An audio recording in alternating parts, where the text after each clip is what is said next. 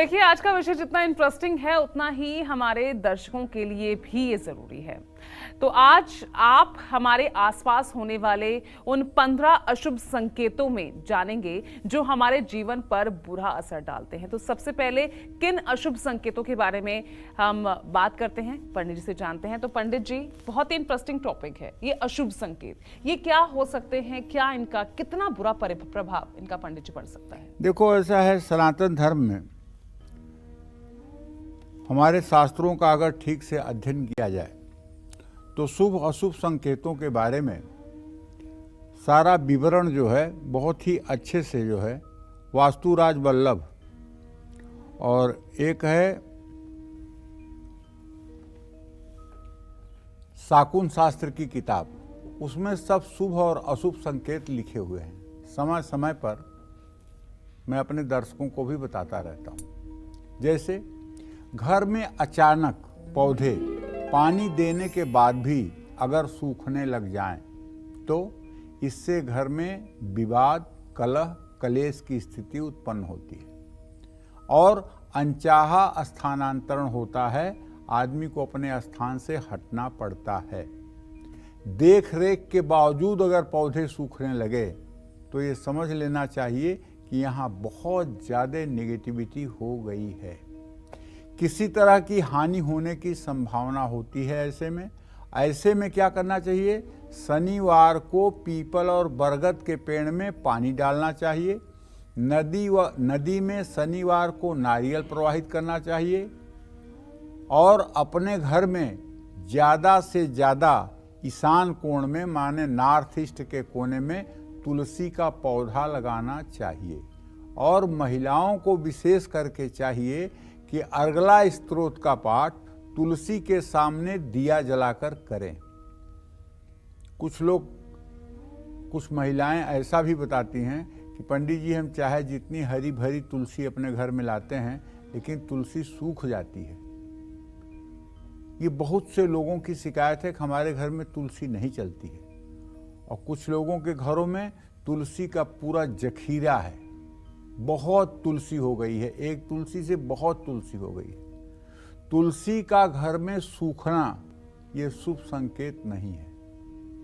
तुलसी उन्हीं घरों में सूखती है जिन घरों में पितरदोष ज़्यादा होता है और जिन घरों में साफ सफाई पर विशेष ध्यान नहीं दिया जाता है। क्योंकि अगर तुलसी को रजस्वला स्त्री का संसर्ग हो जाए तो तुलसी सूख जाती है। तुलसी में अगर जूठा या गंदा पानी डाल दिया जाए तो तुलसी सूख जाती है। तुलसी में देवताओं के स्नान करने के बाद जो पानी बचता है उसको डाल दिया जाए तो तुलसी सूख जाती है। तुलसी को ईशान कोण के अलावा दूसरे दिशा में लगाया जाए तो भी तुलसी सूख जाती है। तो तुलसी ना सूखे इस बात की व्यवस्था करना गृहलक्ष्मी का कार्य होता है।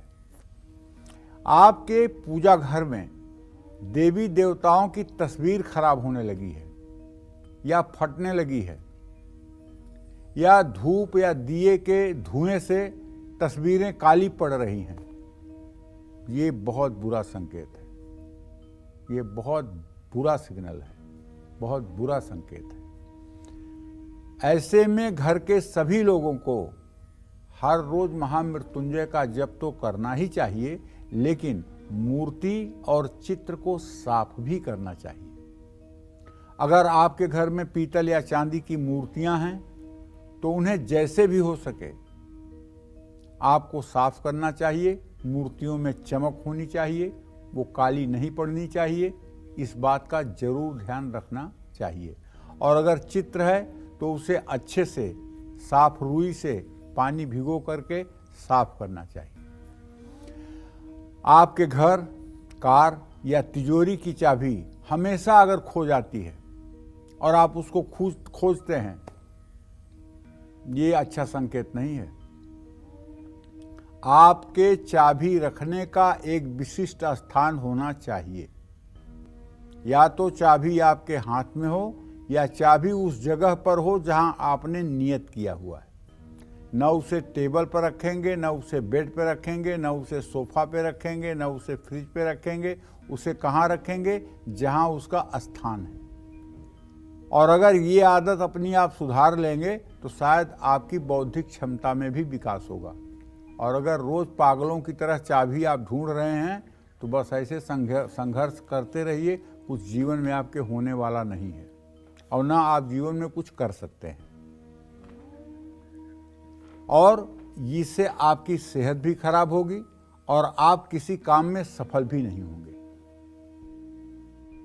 ऐसे में आपको अर्गला स्तोत्र का पाठ हर अष्टमी को करना चाहिए। अपने घर में 11 दिनों तक कोई अनुष्ठान करना चाहिए।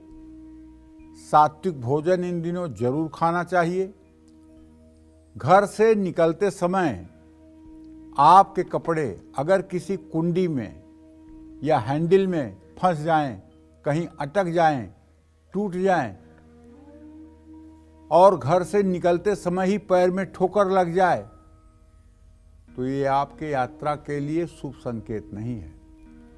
यह आपके यात्रा के लिए बहुत अशुभ संकेत है।